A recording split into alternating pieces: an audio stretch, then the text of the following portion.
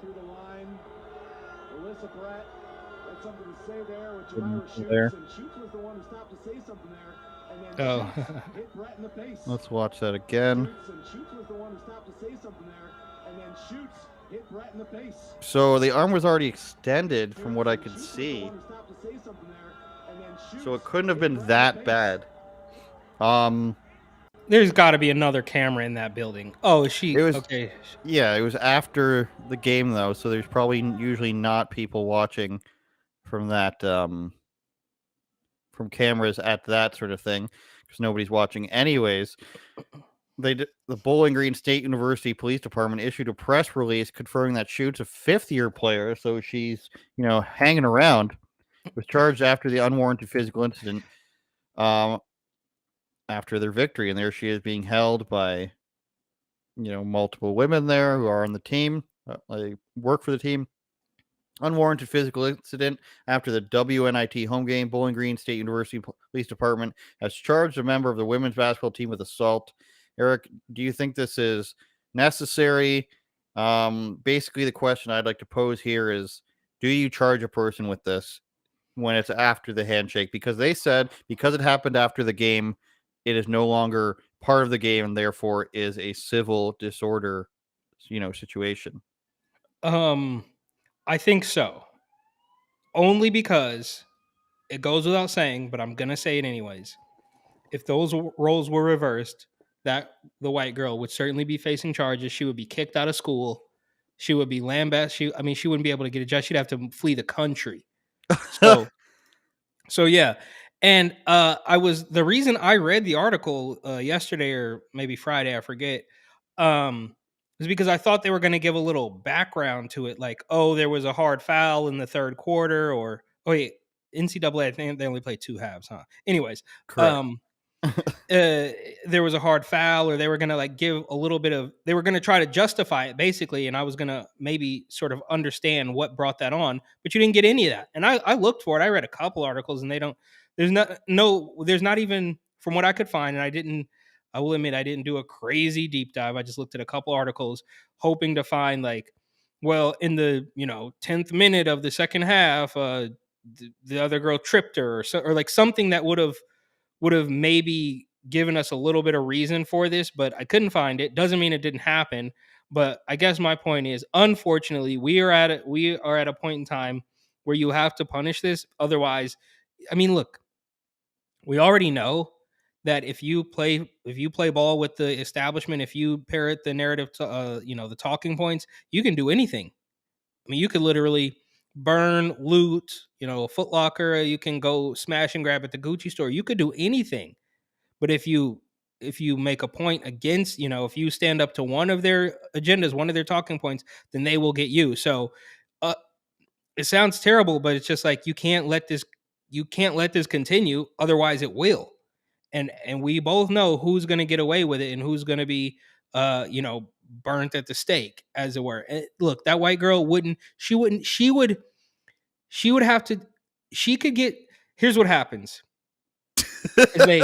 They poke the bear over and over and over and over again. So that girl would have to take 100 hits before it would be acceptable for her to swing back. So yes, they need to punish that girl so she knows she can't get away with this. And like I said, if the roles were reversed, that woman would be in court right now.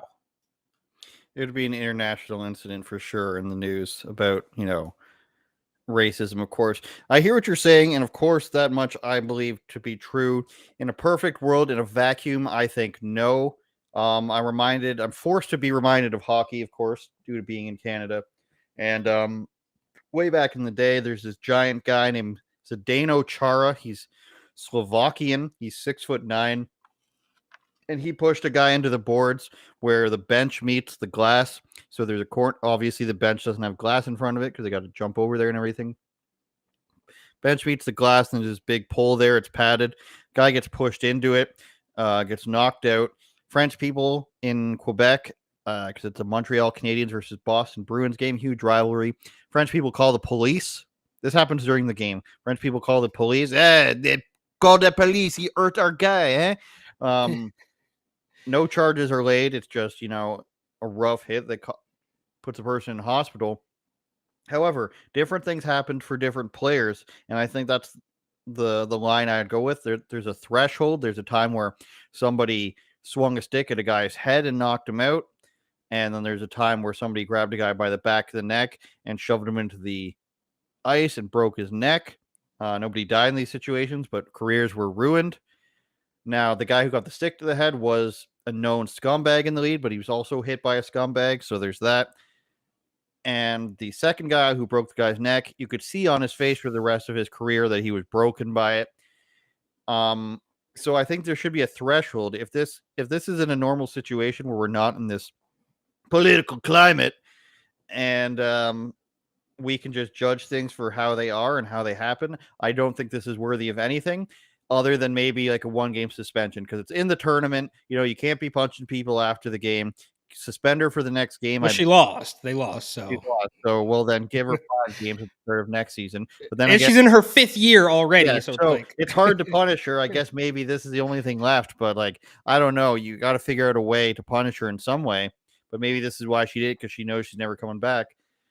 But I think she would have to do something worse than that, like beat on her a bit more. A hand wash to the face, as it were. I don't know how close I can get. Is not worthy of a literal crime, in my opinion. Because how many sports, like basketball, NBA, hockey, football, tons of stuff happens after the final whistle goes off, and there's never any criminal charges about it. Yeah, but do you think, okay, she's charged with assault, right? But do you think for one split second that she's gonna, I mean, there's not gonna be any real consequence. It's gonna be a little pain in the ass for a couple of weeks. She's gonna have to go to court or something. And then what's gonna happen? They're gonna say, oh, do 2 hours of nothing's gonna happen to her. Nothing right? may happen, but do you really just want something on your criminal record like that? I just don't see, like, look, I'm not saying they should throw the book at her and put her in jail, but it's like, even with these charges that they have quote unquote brought against her, she's not gonna, there's not gonna be any real consequence. We've already been through it. She's a 5th year. They lost the game. This is the end of the, like, she can't, a 1-game suspension isn't gonna do it. I don't know, how long are you even allowed to play? Can she just keep failing and play 6-7 years in the women's NCAA? I mean, there's no maybe she's on her way to the dub, Yeah, she's probably not. And look, as bad as this sounds, she's gonna be more, she's gonna probably write a book or have a podcast or something. Like, she's gonna be more popular than she ever could have been on her basketball skills alone. That's a fact. Same thing with Brittany Griner. Nobody was talking about Brittany Griner. We were making fun of her for not being able to dunk before she got stuck in a Russian prison. And she comes back, and now she's a hero. So yeah, you might have had a rough couple of months, but nobody was talking about you. And now they all are, and you should be thanking your lucky stars that you got that notoriety that you wouldn't have had. I mean, we all saw the clip. I don't know if you want to bring it up just for humor's sake, of her trying to dunk during an ESPN softball interview. Like, no, not in a game, not in practice, just her, like, on the court with one reporter, and she can't look. I think Brittany Griner, I don't know how I got off track a little bit here. My point is, these people are not going to face any consequences, and she is now going to be more famous than she ever could be based on her basketball skills. Well, yeah, maybe that's why she did it too, Eric. Maybe she's like, my career's over here. I got to make a name for myself. I would respect that more, Maybe she should have came out with something, like maybe she should have, used some sort of branded blunt object, a Powerade bottle or something, or like body armor. Go the Tanya Harding route, like Galooly. Crowbar? That's too far. Okay. How did Tanya Harding lift the crowbar? They're heavy. How did she? Those are no, she didn't do it. Oh, right. It was the masked person. The Simpsons did this.